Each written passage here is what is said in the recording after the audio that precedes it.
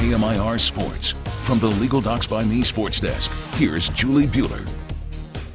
Welcome back, and a huge welcome back to the NFL. Today's games left many fans breathless with heart-pounding plays, head-scratching results, and the kind of day that makes fans wonder exactly how did we survive the offseason. But the good news is this is our Sunday routine now until February. So kick back and enjoy. Today was a wild ride. According to my preseason predictions, the Oakland Raiders will shed the previous decade plus of futility and make the playoffs. And they kicked off this year's campaign with what might go down as one of the wildest games of the season. Now, when taking on Drew Brees in New Orleans, you'll need to score a lot. Case in point, this is Brandon Cooks on a 98-yard touchdown. The Saints were rolling. But the Raiders overcame a 14-point second-half deficit, and had that been it, well, that certainly would have been enough to give Raider fans hope for a fruitful season. But they say fate favors the bold, and Jack Del Rio, the Raiders head coach, you could say he made a very bold call.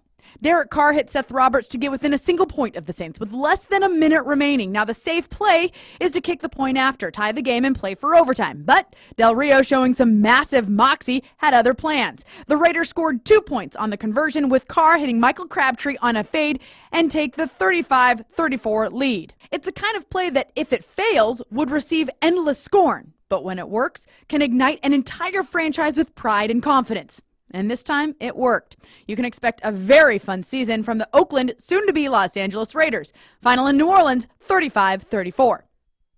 Incredible game. And incidentally, 52% of teams that win on opening day go on to the playoffs, while only 24% of the teams that lose their first game make the postseason.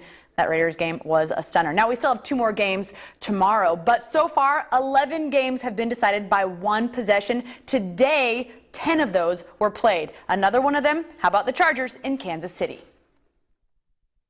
Now, the Chiefs have won the past 4 against San Diego, but this is a new season with a new Chargers team, right? Looked that way for about 3 quarters. San Diego built a 3-touchdown lead, but they say the more things change, the more they stay the same. And the Chiefs' running game picked up in the 4th frame, overcoming a 17-point deficit, and Alex Smith took it into the end zone himself in overtime for the win. In other nail-biters, the Giants-Cowboys game was decided by the slimmest of margins, but this one will sting for a while for Cowboy fans.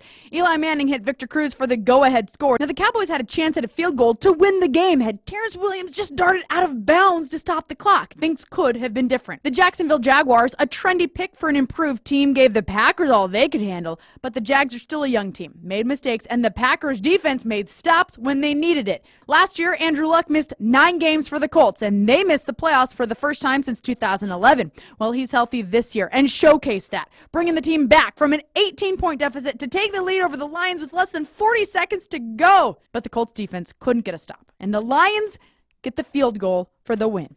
39-35, the final. The Seahawks earned a close win behind final minute magic from Russell Wilson, and the Cincinnati Bengals edged out the Jets on a last-second field goal.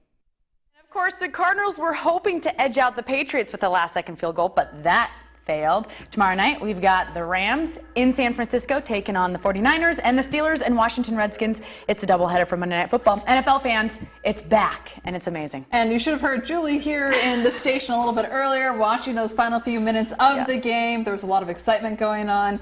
Julie always manages to make football more exciting for all of us. Enthusiastic. She is. About the NFL season. Of course, make sure all season Julie's going to have those highlights for us. Can't wait. Looking forward to it. Thanks, Julie.